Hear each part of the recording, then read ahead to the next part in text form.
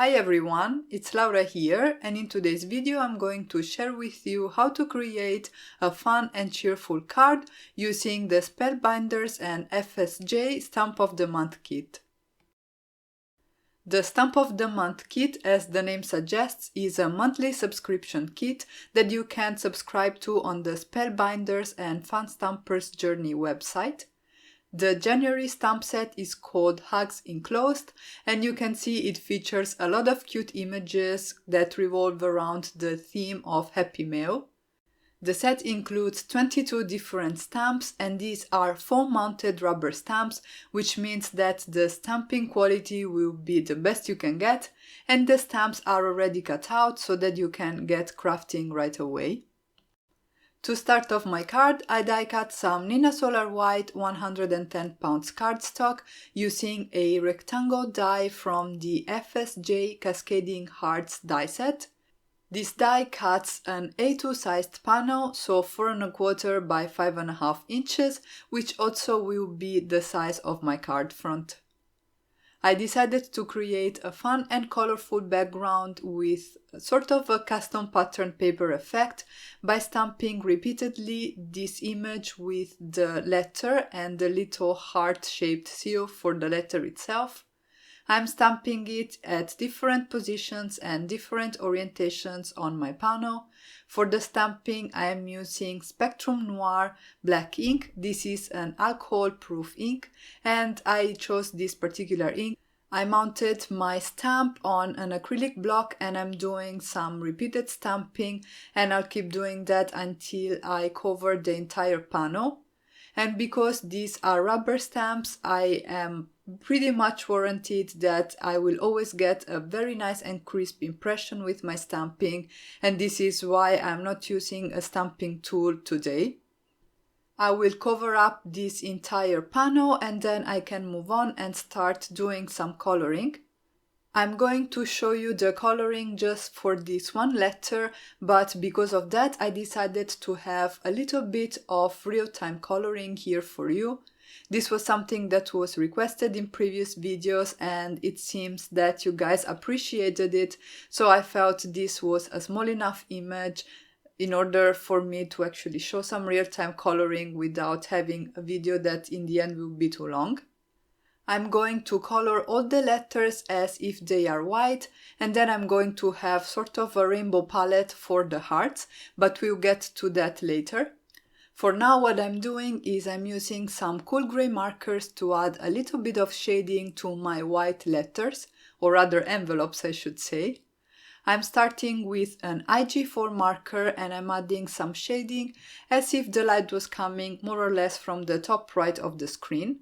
So I have my shadows on the left and lower portion of my envelope, and also a little bit of shading around the areas where the paper is folding. If you think about how an envelope is made, it will be clear to you. I also added a little bit of shadow around the heart so that it will look like it's popping up with respect to the level of the envelope, and this adds a little bit of extra dimension to my image. And then I'm going to use my colorless blender to blend everything towards white and have a smooth and nice transition. Off camera, I went ahead and colored the rest of the envelopes using exactly the same colors and the same technique, and then I moved on and started filling in the hearts. To add a little bit of color and a fun touch to this card, I decided to use a rainbow palette for these little hearts. I chose AG3 and CG1 for the greens. Then I moved on and used BT5 and BT1 for my blues. I went for some teal blues rather than some true blues for this card today. For my purple, I used HB3 and HB1. This is a little bit of a lilac shade, and I'm using 2 markers per color because these areas are small enough for me to be able to sort of get away with that. But I'm pretty much always going in with a second layer to intensify the contrast a little bit more and get some extra dimension in my hearts. Next, I used some pinks, and for that I used MG3 and MG1. For my oranges, I used OR3 and OR1. And lastly, for my yellow, I used CT4 and CT1. I still have a few envelopes left to color here on my card base, so I'm going to use the same color combinations that I used so far to fill in the rest of the hearts, more or less following the order in which I colored the first ones. So I'm going to start again from my teal blues, and then we'll move on to my lilacs, my pinks, and then orange, yellow and green in the order in which you will see on screen. And I just wanted to say that even if this card was entirely colored with Illustrator markers, it was pretty quick to make because the envelopes are pretty much white, and also these little hearts are very small, so the coloring didn't take too long at all. Also, you could reproduce this design using different coloring media, like for example your Zicklin Color Real Brush markers or your Prismacolor pencils.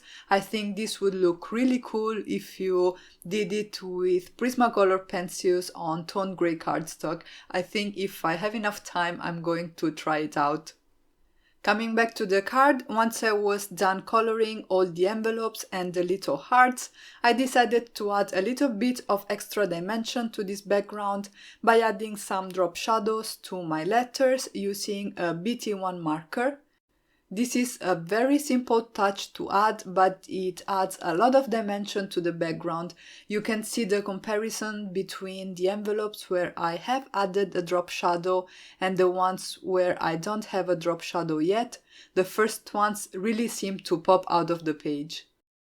To draw in these drop shadows, I'm basically adding a line right along the lower and left edges of each of the envelopes, and then I blended everything out with my colorless blender, again to have a smooth transition towards my white background.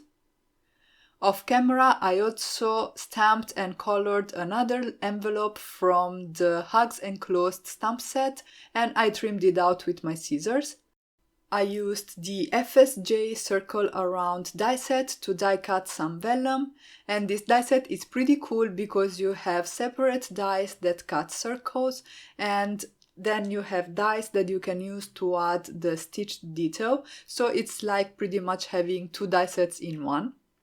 I wanted to stamp my sentiment on this vellum panel, so I'm using my Mini Misty, and I removed the foam insert because rubber stamps, when they are foam mounted, they are thicker than clear stamps, so it's necessary to remove the foam insert from my Misty in order to use them with this tool.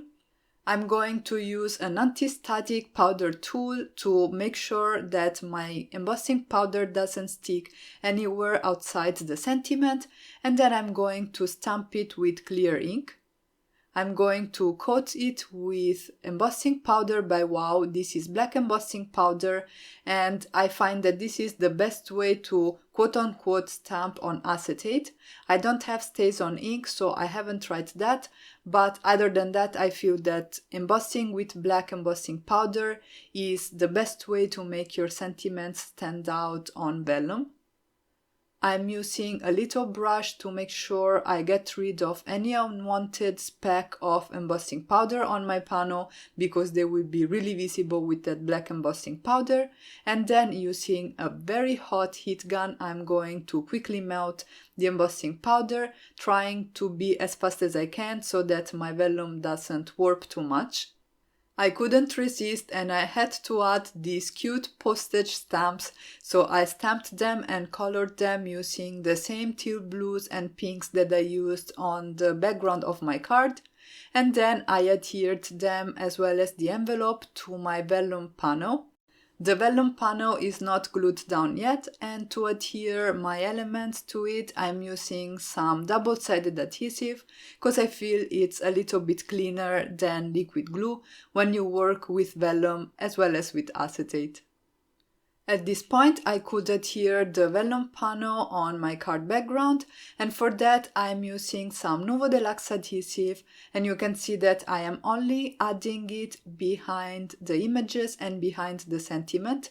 and this is because glue will show through vellum, and this way we are hiding it behind the elements that are in the foreground.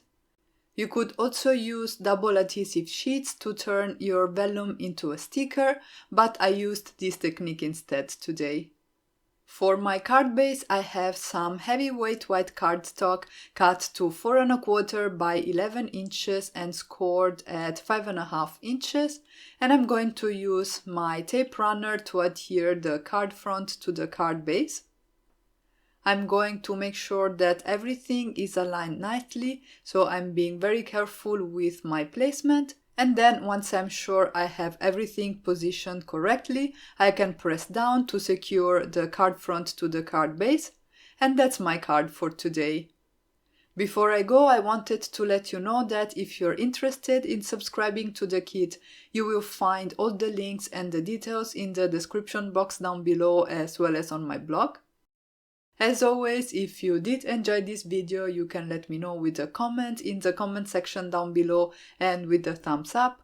And if you haven't already, you can subscribe for more card making and paper crafting inspiration.